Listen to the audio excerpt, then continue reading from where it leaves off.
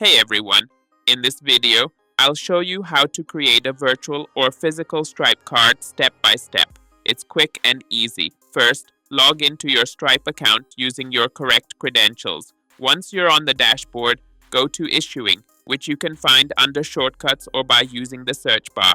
Next, click on Cardholders and then Create Cardholder.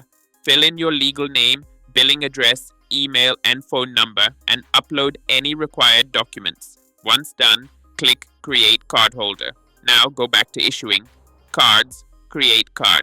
Choose the cardholder you just created, then select whether you want a virtual or physical card. For this example, choose Virtual, click Activate Card, and then Create. That's it. Your Stripe card has been created successfully. You'll now see the card details and can start using it for online payments directly from your Stripe balance. Don't forget to like, share, and subscribe for more helpful tutorials. See you in the next video.